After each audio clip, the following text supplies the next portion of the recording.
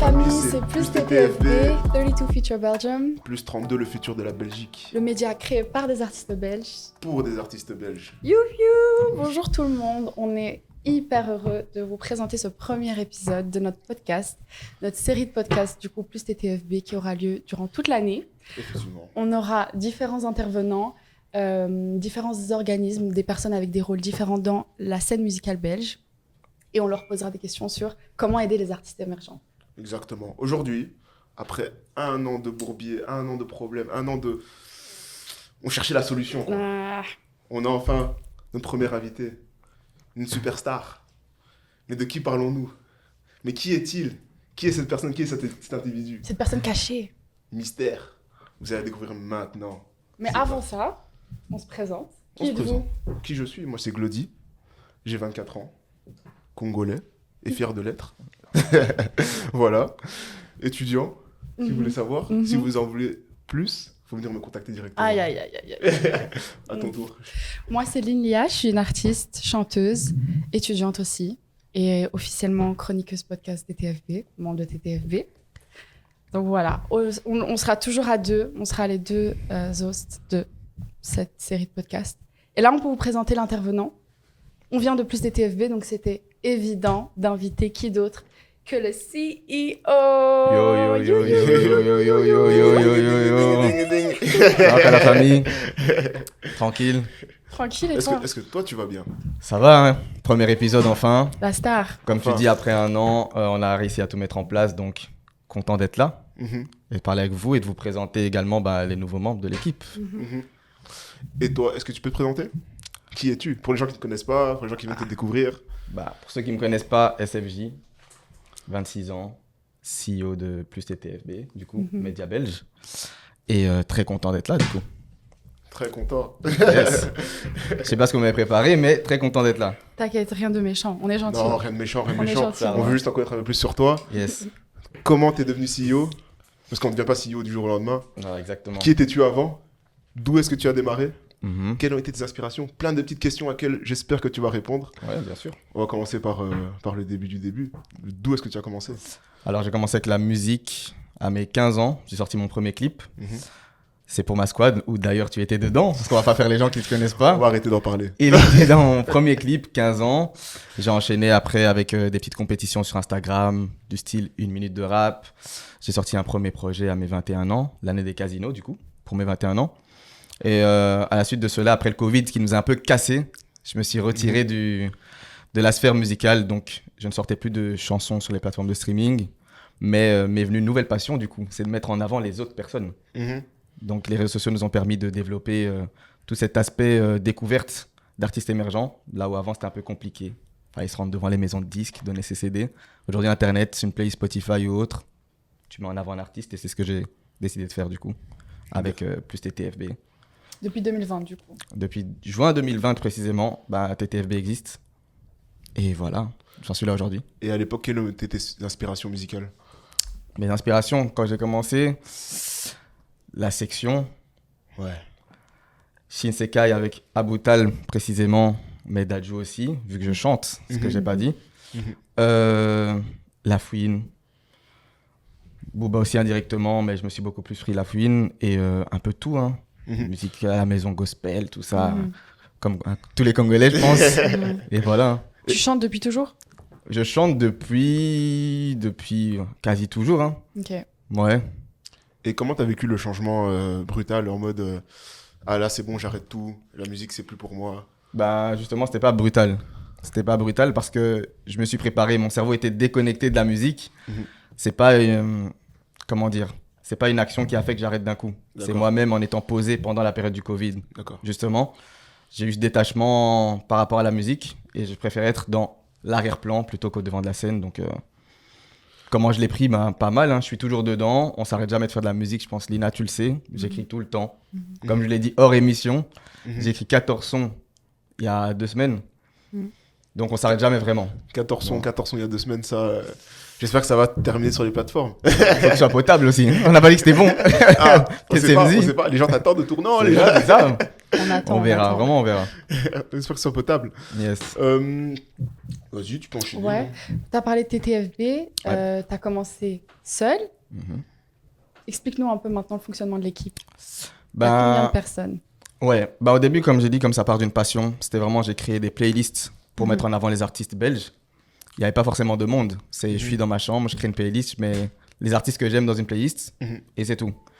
Ensuite, à partir de là, on m'a conseillé de faire un Instagram pour identifier les artistes qui étaient ajoutés en playlist pour qu'eux-mêmes puissent repost dans leur compte et qu'on gagne en visibilité. Et de là, un jour, en faisant ma petite ronde, parce qu'on vend aussi du merch de vêtements, donc des tote bags, des t-shirts, j'ai vendu à une personne de ma ville qui s'appelle Audrey, que vous connaissez, je pense, sur les réseaux sociaux. Et elle avait un projet. Elle avait un projet personnel et je lui ai dit pourquoi pas venir dans TTFB pour pouvoir développer ton carnet d'adresses, etc., etc. Et elle a rejoint l'équipe et elle m'accompagne sur les réseaux sociaux du coup. C'est la figure, l'image de TTFB sur les réseaux sociaux. Même s'il y a des nouvelles personnes qui sont arrivées entre-temps, on va en parler après. Et aujourd'hui, elle a plus un poste de chef de projet que community manager ou autre. Mais oui, Audrey est rentrée dans l'équipe. Ça s'est fait inconsciemment. J'avais pas forcément besoin de quelqu'un pour gérer à ce moment-là, mais c'est une personne de la ville, elle avait un projet intéressant et elle a su montrer qu'elle tenait le projet à cœur autant que moi, donc elle est restée dans l'équipe. Je pense que ça lui plaît aussi d'être dedans. Okay. Voilà. Et pourquoi maintenant il y a plus de personnes? Pourquoi être passé à une plus grande équipe? Les choses évoluent. On est en 2024 au moment où on tourne ce podcast. Et en 2020, comme j'ai dit, on n'avait pas besoin de plus de monde et au niveau où on en était, on développait déjà ce qu'on avait commencé, donc le Spotify, le TikTok, l'Instagram. Là où, comme on le voit, on est dans un podcast maintenant, donc on aspire à de plus grandes choses. Plus grandes choses dit plus de monde. Et c'est beaucoup de travail, même si les gens nous voient de loin. C'est du travail, je peux vous dire, avant d'installer tout ça, déjà. Juste le décor, c'était quelque chose. Le temps que ça a pris, les amis. Donc, ça a pris. Audrey, sur le front d'un podcast, autre, il fallait diviser les choses. Et pourquoi pas, Glody m'a parlé lui-même de votre projet de podcast il y a 1 an. Et il a développé, il t'a recruté. Et on en est là aujourd'hui. Donc là, on est 4. Audrey, toi, moi, Glody. Ouais. Il y a d'autres personnes? Il y a Laure, qui elle aussi s'occupe du compte TikTok. Et Angela, community manager en général. Nous, on est un média digital. Donc pour l'instant, au niveau où on n'a pas des rôles d'administration autres. Peut-être ça va arriver au fur et à mesure, bien sûr. Mais tout le monde a un peu des rôles qui se rejoignent les uns les autres. Donc si vous entendez que plusieurs personnes ont le même poste, c'est normal. C'est des idées qui se croisent, qui se donnent. Et voilà, on est 6 aujourd'hui. Belle équipe.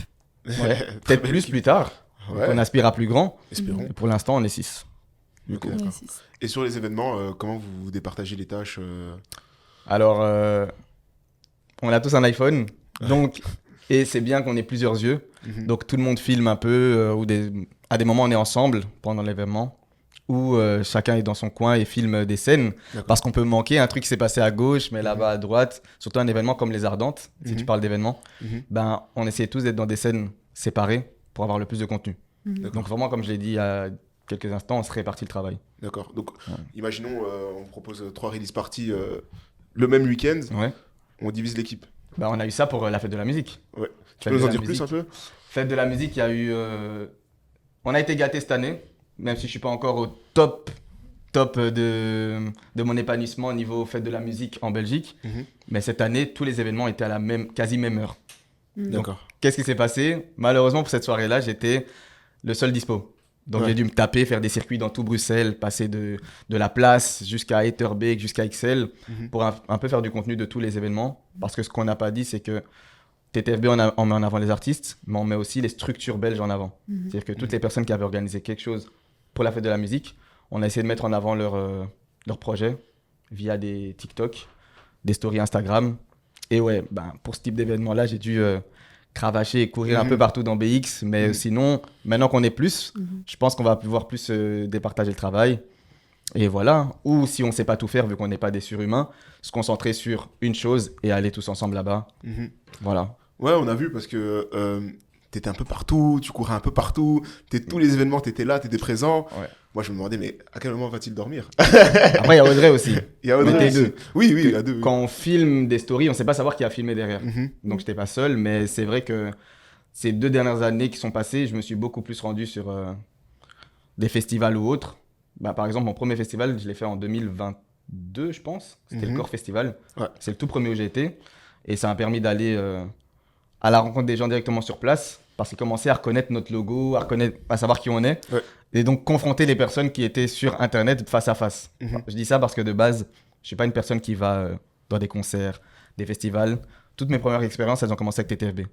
Donc, courant 2022 jusqu'en 2024.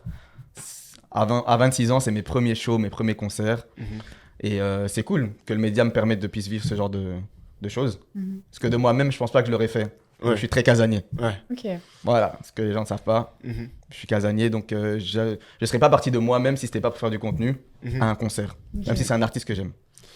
T'estimes que l'augmentation du nombre d'effectifs, du coup, pour TTFB, est une nécessité à l'heure actuelle?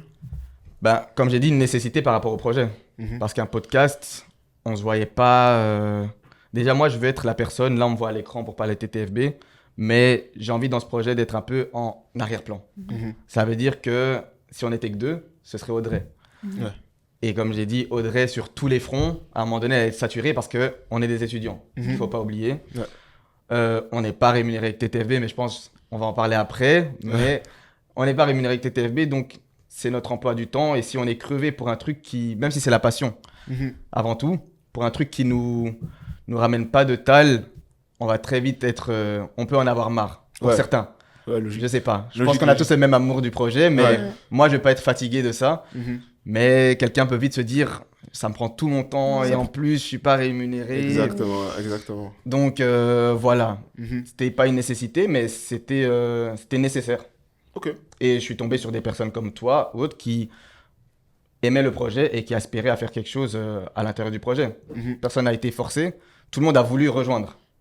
Donc... C'est vrai. Voilà, j'ai été vous chercher, mais en même temps, on m'a glissé dans l'oreille que le projet était intéressant, j'aimerais bien être dedans, donc je vous ai intégré au truc, quoi. C'est vrai qu'on a discuté longuement. C'est ça. On se croisait tous les soirs dernier train. On n'habite pas l'un à l'autre, on se croisait, on discutait. Des grandes discussions bien longues. Vraiment, moi, j'étais fatigué. Les discussions de fin de soirée, là. Fin de soirée. La soirée, elle est finie. C'était vraiment ça. Là, ce que j'aimerais bien parler avec toi, c'est un sujet très important par rapport à TTFB, c'est la vision de l'art. La vision de l'art de TTFB, c'est-à-dire comment est-ce que tu vois la scène musicale belge aujourd'hui? Bah, moi, depuis plusieurs années, la scène musicale belge, je la vois très riche. Très riche, les Français ont un œil sur la scène belge. Ils viennent nous choper ici, ils viennent nous chercher. On a des talents qui ont su vraiment émerger. Je ne veux pas vous citer des noms, il y en a beaucoup dans notre playlist que je vous invite à aller écouter d'ailleurs. Écoutez cette playlist. Mais comment je vois la scène belge et l'art en général, parce que l'art, on le rapporte souvent à la musique, mais il y a de tout. Comme je dis, des personnes qui nous accompagnent aujourd'hui pour ce podcast, c'est de l'art. Qui ont installé tout ça, qui nous ont permis de pouvoir filmer, enregistrer ce podcast. Mais pour revenir aux artistes, moi, je vois qu'elle est en constante évolution, la scène belge. C'est-à-dire que chaque année, je me prends une gifle d'une nouvelle personne. Et c'est bizarre, mais je dis pas ça parce que je suis belge. C'est un ressenti que j'ai beaucoup avec la Belgique. C'est que j'ai beaucoup de nouvelles découvertes qui me touchent. Et je me trouve très différent dans ce qu'on propose. Une Angel n'a rien à voir avec un Damso, avec un Hamza, avec un Stromae, avec qui tu veux. Et là, pour ne citer que les gros noms, tout le monde en Belgique a sa fibre. Je dis pas que dans les autres pays, non. Mais chez nous, on a vraiment ce truc, tu sais distinguer une personne de l'autre. Enfin, différencier, pardon. Tu sais dire qu'il n'a pas le même flow qu'un autre. Et c'est ça qui fait la richesse. Là où quand tu es dans des zones où il y a beaucoup d'artistes aussi qui font la même chose, parce que chez nous, tout le monde ne réussit pas et tout le monde le sait. Tout le monde ne perce pas. Ça c'est sûr. Dans d'autres pays, on a, comme la France, nos voisins à côté, il n'y a pas de tabou. Dans une cité, il peut y avoir beaucoup d'artistes. Et comme ils se côtoient, le même style ressort des fois.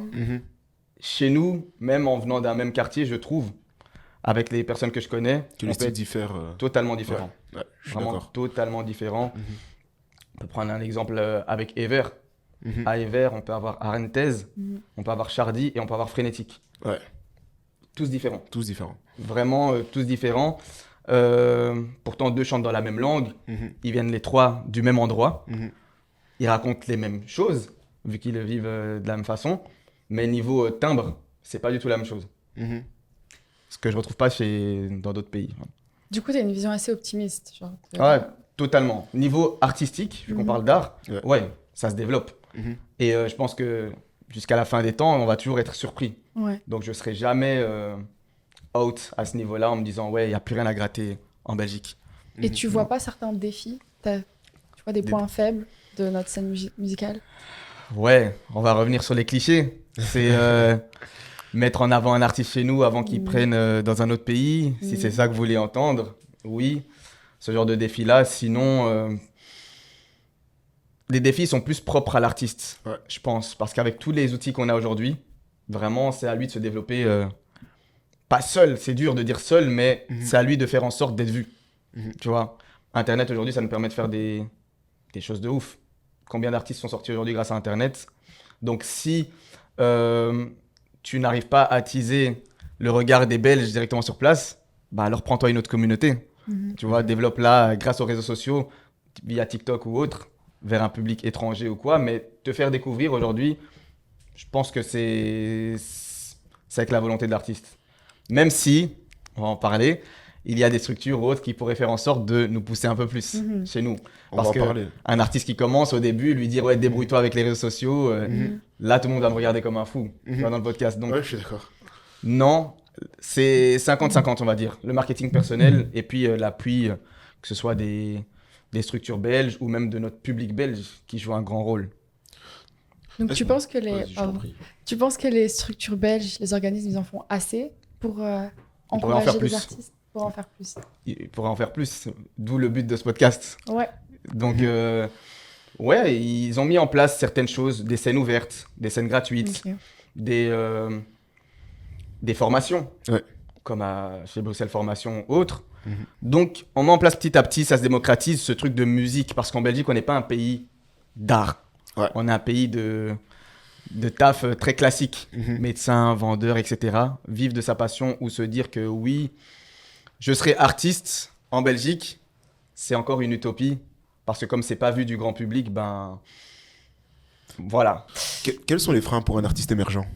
Alors les freins aujourd'hui pour un artiste émergent, je dirais que principalement c'est le budget. Parce que c'est un gros budget la musique, même si on le voit pas. Il y a le studio, donc les enregistrements studio, puis il y a le mix, il y a le master. Faire un visuel, parce que c'est bien d'écouter un artiste, mais on a envie d'être accroché à quelqu'un et de savoir qui est derrière cette musique. Et même une identité visuelle et artistique, ben, tu es obligé de passer par des clips. Donc, je pense que le frein pour un artiste émergent, c'est l'argent, principalement. Et en plus, dans notre pays, ben, c'est plus développer des structures qui permettent d'accompagner ces jeunes artistes. On aura des personnes qui vont en parler, parce que ça commence un peu à se démocratiser chez nous. Mais oui, ce truc de savoir encadrer des jeunes artistes, des écoles de musique, des écoles, mais pas de musique classique, à proprement parler. Donc on parle pas de conservatoire, etc. On parle vraiment d'artistes de beatmaking, de autres, vraiment développer ça chez nous. Donc ce qui manquerait pour un artiste aujourd'hui en Belgique émergent, c'est des structures et de l'argent, tout simplement. D'accord. Mais tu trouves que culturellement... on est au point, genre, je veux dire, pour les artistes émergents. C'est-à-dire que, je m'explique, pour les artistes émergents, tu trouves que, culturellement, je prends par exemple la France, tu trouves qu'on a un retard par rapport à la France ou en vrai, ça se vaut, mais il y a quelques freins qui font que... en termes d'infrastructure ou en termes d'infrastructure, musique? Bah oui, on est en retard sur beaucoup de pays, en Belgique, totalement. Si tu parles niveau artistique, on est en retard sur personne. Chaque pays se développe musicalement comme il veut. On prend le bête exemple de l'Afrique, le Congo, on dit souvent que c'est le Congo, on n'entend que parler des Congolais avec la musique, mais ces dernières années, même depuis très longtemps, il y a le Nigeria qui se met sur le devant de la scène, il y a le Cameroun avec le Kior, il y a eu la Coupe du Monde, enfin la CAN, pardon, avec Coup du marteau. Chaque pays se développe à son rythme, donc niveau musical, on est en retard sur personne, mais niveau infrastructure, pardon, totalement. Il y a plein de choses à faire, il y a plein de choses à mettre en avant, donc oui. Après, faut pas oublier genre, la diversité de culture aussi en Belgique. C'est ça. On a la barrière de la langue. On a 4 langues. Allemand, anglais, français, néerlandais.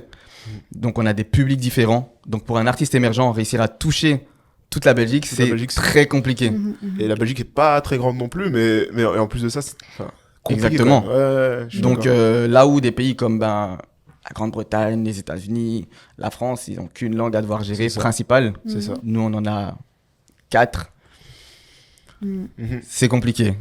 Maintenant, j'aimerais parler avenir avec toi. Quels sont tes... Tu veux Vas-y, je t'en prie. Je suis intéressée par le sujet. Comment est-ce que tu vois l'évolution de TTFB dans l'avenir? L'évolution, Moi, j'aspire, mes goals, les personnes dont je m'inspire, c'est, vous voyez, je pense Camino TV en France. Ouais. Donc, ce serait d'ouvrir des locaux comme Camino, d'avoir une grosse équipe et de pouvoir mettre en avant les artistes, mais pas que via des playlists, etc. De vraiment pouvoir les accompagner. Toutes les structures dont on parle, pouvoir les créer nous-mêmes si on peut, ou être les accompagnateurs de personnes qui vont les créer. Donc, pour moi, le futur du TFB, c'est ça. Au début de podcast, j'ai parlé de vêtements. Oui. Donc, on a aussi une cellule vêtements, pouvoir développer ce côté-là, marque, merch, brand. Et oui, j'aspire que à une évolution comme on a commencé là, le podcast. On verra où ça va mener par la suite. C'est-à-dire que sur tous les points de TTFB, à l'avenir ça peut être dans un an, parlons sur un an, il y aura que de l'évolution partout. C'est-à-dire qu'en termes de merchandising, notre podcast est nouveau, ça vient d'arriver, premier épisode d'ailleurs, ratez pas.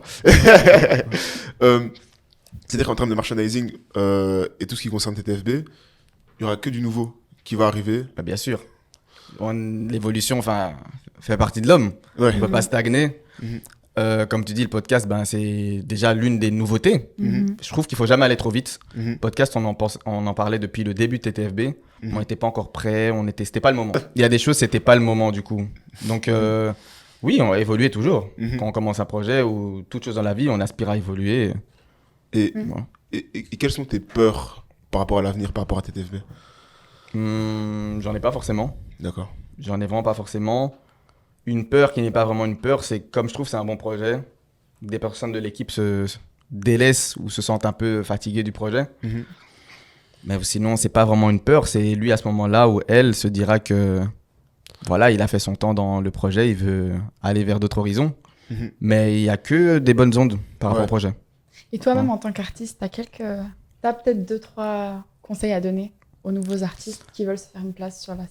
Ouais, moi, le meilleur conseil que je peux donner à tout artiste qui débute, c'est développer son réseau.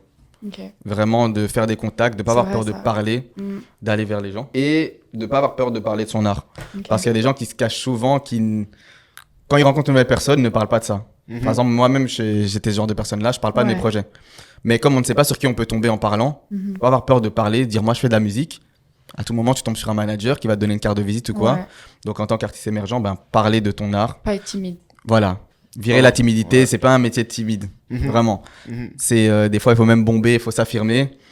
Et networker à fond. C'est les 2 conseils. D'accord. Et de le faire avec passion. Ça, c'est le 3e que j'ai oublié de dire. On sait que ça ramène beaucoup de fame ou d'argent d'être un artiste ou autre, mais ne pas oublier le pourquoi j'ai commencé. Donc, c'est pour la passion. Et voilà. D'accord. Maintenant, on va passer aux questions touchy. On appelle ça les questions hot. Ça brûle, c'est chaud. On va te donner 3 thèmes. Tu choisis un thème. Et sur base de ce thème, on te pose une question. Donc les 3 thèmes sont argent, collaboration et musique. Musique, on vient d'en parler. Longuement. Donc, entre collaboration et argent, j'irais sujet tabou. Argent. Ok. Argent. Donc, comme tu as beaucoup expliqué, tu fais aussi des vêtements. TTFB fait des vêtements.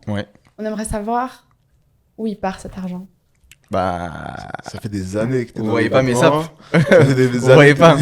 Toi, été dans la chaîne. Tout a été dans la chaîne. Tout le monde voit bien la chaîne. Nous aussi, on est censé la voir, on l'a pas. On a été punis. On s'est fait punir. L'argent est réinvesti directement en TTFB. Donc, tout ce qu'on gagne, là-dedans. Pour ceux qui nous écoutent en podcast, on a un néon TTFB qui illumine la pièce. L'argent est réinvesti dans tout ce qui est outils pour TTFB.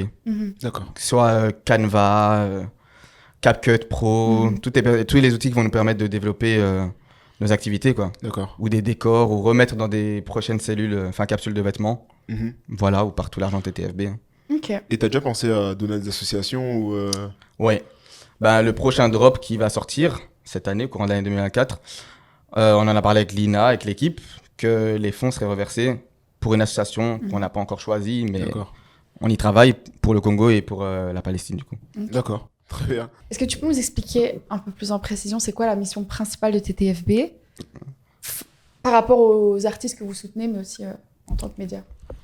TTFB, au jour d'aujourd'hui, principalement, c'est mettre en avant des artistes via nos playlists. Ça, c'est l'activité principale, c'est notre identité. Donc, on invite les artistes à venir poser pour la cover. Donc, dès qu'ils ont un nouveau single, un nouvel album, on les invite à venir poser pour figurer en cover de la playlist. Bientôt, j'y serai. Oui. Bientôt, elle sera à la cover de la playlist. On a 4 playlists. On a TTFB Stronger. Mon anglais est à chier.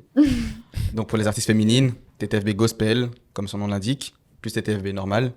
Et Under the Fame, qui met en avant les artistes émergents de partout dans le monde. Donc, dans cette catégorie-là, on ne se focus pas que sur la Belgique, vu qu'il y a plusieurs talents partout à faire découvrir. Voilà. Sinon, on est aussi... on essaie de travailler avec les salles de concert, faire gagner des places, des festivals. Ouais, c'est les grosses missions TTFB. Hein. C'est là où on a besoin de nous, par rapport à la musique, on vient. D'accord. Et on aide. Et développer des artistes, du mieux qu'on peut. Avec des séries de freestyle, comme on a commencé sur Instagram, No Color, avec Novitch, comme on a pu le voir, épisode déjà disponible.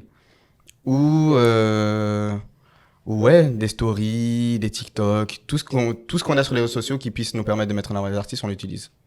Donc les missions principales, c'est mettre en avant via les réseaux sociaux. Ouais. Je vais vite rebondir sur ce qu'on disait. On parlait de futur, de la perspective de l'avenir. Ouais. Est-ce que tu as des changements que tu aimerais voir dans la manière dont les artistes sont soutenus en Belgique? Ouais, je pense que ce serait plus par rapport au public. Donc là, je m'adresse vraiment au public. C'est cette reconnaissance des talents qu'on a. Parce que c'est une mentalité de chez nous. Ouais. C'est comme on se côtoie tous et on se connaît tous, on est un petit pays. On se croise même, dans les grandes lignes, je peux croiser un Hamza dans la rue. On a très vite tendance à... On ne doit pas glorifier les gens, mais à ne pas les estimer par rapport à leur art. C'est Lina, elle est avec moi, elle est dans ma salle de classe. Je ne vois pas le côté artiste de Lina. C'est une personne lambda que j'ai... Pourquoi je la propulserais plus qu'une autre? Parce qu'elle est comme moi, elle est dans la salle de classe. Là-haut en France, je vois des engouements quand les jeunes artistes, même de 15 ans, des Merveilles, des Gaël, des Jungili, à l'école, ils se font courser par leurs camarades de classe ou autres. Chez nous, c'est pas cette mentalité-là, ils sont très jeunes. C'est pour moi, Lina reste une personne normale, même si elle fait de la musique, et ça donne même pas envie alors ce côté de le mettre en avant parce que elle est forte, elle est bonne, mais voilà quoi. C'est Lina que je croise dans la rue en Belgique. C'est pas une star. Ouais, c'est ça le truc. Ouais. En gros, c'est vraiment ce qu'on dit chez nous, c'est t'es pas une star. Ouais, c'est vrai. Donc, ouais, ce serait changer cette mentalité-là, le public, et un peu plus mettre en lumière nos artistes. On vient tous de quelque part, donc c'est sûr qu'à un moment donné, tu auras côtoyé cette personne. Ouais, Voilà. c'est vrai. Anecdote, Hamza, il était dans le même vol que moi. C'est vrai? Ouais. Voilà. Très gentil. Un vol Un peu cheap timide, comme ça. Il est un peu timide, ouais. T'as pris un vol cheap? Il est en écho? Casablanca, non, il était en Ah, business. c'était quand dans le même. même vol. Quand même. Ou toi, t'étais en business class, je sais pas. Ça va. Ah ouais. Mais ouais, Les je poches suis sont d'accord lourdes, avec. Non, mais clairement, oui, on a tous cette personne dans la musique qui a réussi, avec qui on a un petit lien direct. En Belgique, j'appelle la règle des 3. Donc, en comptant 3 personnes, tu arrives à une star chez nous. Une personne dans son entourage. Donc voilà. Mettez en avant vos artistes, même s'ils ont été dans votre classe, même si c'est votre cousin, votre voisin. C'est vous leur force. Leur force principale, c'est vous. Et je peux vous assurer qu'ils sont plus boostés quand ils ressentent l'énergie. Ouais, Et surtout de chez eux directement à la maison, c'est vrai. à domicile. Un Youssef Swat qui fait la fête nationale devant je sais pas combien de gens au cinquantenaire. Ouais. Je pense que c'est l'un des meilleurs moments qu'il va garder dans sa tête. Ça, c'est sûr. D'avoir vu tout son vrai public de chez lui, Ouais. vraiment de chez lui, qui l'encourageait. Ça vaut toutes les personnes, ça vaut Netflix, ça vaut tout. Voilà. Ok. Non, je suis d'accord. Je pense qu'on a posé assez de questions. Je sais pas si tu as quelque chose à rajouter. Tu trouves? Tu veux rajouter quelque chose? Moi, je suis pas d'accord. Je suis pas d'accord. Tout dépend, on a payé 1 heure. Ça dépend. Moi, je suis pas d'accord. Moi, j'aimerais que tu parles un peu plus de TTFB, c'est-à-dire aller plus en profondeur. Je m'explique. Moi, j'aimerais que tu me dises, à l'heure actuelle, quelles sont les collaborations que tu vois à l'avenir, ici, pour TTFB? Les collaborations, moi j'ai une collaboration de rêve. Ça Oui. veut dire les grands festivals comme les Ardentes. J'aimerais bien que TTFB soit incrusté en tant que logo du point de sphère musicale sur tous les gros événements de notre pays. Ouais. Donc voilà, le goal avec TTFB, c'est qu'on devienne vraiment un acteur de la musique. C'est j'arrive sur une affiche, je dois retrouver le logo TTFB. Genre, s'il est pas là, c'est chelou, Ouais. vu qu'ils font beaucoup pour la musique. Ouais. Ça, c'est l'un de mes goals. Niveau vêtements, même si c'est l'axe que j'essaie de pas trop mettre en avant, vu qu'on est dans la musique, ben, c'est continuer de sortir des collections. Parce que comme on a un logo fort, les vêtements nous permettent de rester dans la tête des gens, dans la rue ou autre. Et quand ils seront sur les réseaux sociaux, ils vont voir notre logo. Instinctivement, ils vont venir cliquer. Donc développer les vêtements, être un acteur principal de la musique en Belgique et pouvoir accompagner des artistes, le rôle principal, que ce soit en conseil, que ce soit dans tout. Pour aller plus loin, je parlais des covers de playlists. Ben, quand un artiste vient faire la cover de la playlist, c'est un contact en plus pour nous. Ouais. Et on tombe sur des beatmakers, on tombe sur des managers d'artistes qui accompagnent leurs artistes. C'est des contacts qu'on fait, qu'on aimerait bien proposer aux prochaines personnes qui passent dans nos locaux pour faire la cover du coup. Donc, tu es un artiste, tu n'avais pas de manager. Ben, je peux te dire, grâce à mon dernier shoot, j'ai pu prendre le contact d'un manager et te le donner pour la suite. Yeah. Et le service, il est payant ou... Au jour d'aujourd'hui, tout est gratuit chez TTFB, mais comme je l'ai dit, c'est du temps, beaucoup d'investissements, et il y a plusieurs choses qui vont commencer à avoir un tarif, parce que ça va nous permettre nous-mêmes d'avancer et de pouvoir aider les artistes au fur et à mesure. On va acheter du matos, on va pouvoir investir dans des infrastructures pour les accueillir, etc. Donc tout l'argent... Et même, on aspire, je pense, à faire que ça devienne notre activité principale, vu que c'est un beau projet qui commence à bien se développer. Donc oui, à partir d'un moment, je pense que les choses deviendront payantes, mais toujours à des budgets raisonnables, vu qu'on fait ça pour les artistes émergents, ce qu'il faut souligner. Donc, ça sera payant, mais on va discuter encore des prix, on verra. Ok, d'accord. Voilà. Ça va. T'as fini? T'as parlé? C'est bon, j'ai parlé, j'ai dit ce que j'avais à dire. Vous avez tout. Je sais ce que je voulais savoir. C'est bon, tout est réglé. Maintenant, vas-y, je t'en prie, vas-y. On a posé assez de questions, donc moi et Glody. Maintenant, on va laisser un artiste émergent te poser une question. Ok. Poser une question à TTFB. Il s'appelle Kinani. Je pense qu'on le connaît tous très bien ici. Ouais.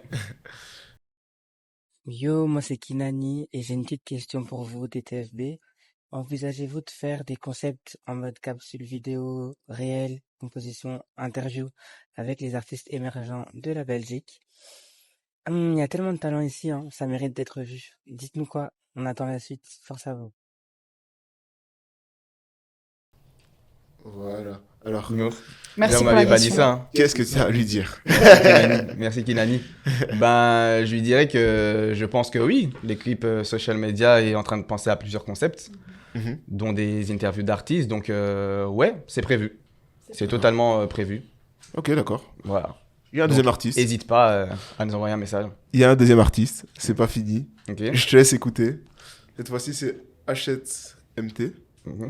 Yo la team TTFB, c'est HLMT. J'avais une petite question à vous poser. Est-ce qu'un jour vous pensez que vous allez faire un projet en commun, un projet musical qui réunira tous les artistes que vous avez pu mettre en avant? Si oui, est-ce que c'est en cours ou pas? En tout cas, merci beaucoup pour la force et bonne continuation à vous. Ok. Ah. À la mode Freshman XXL ou quoi?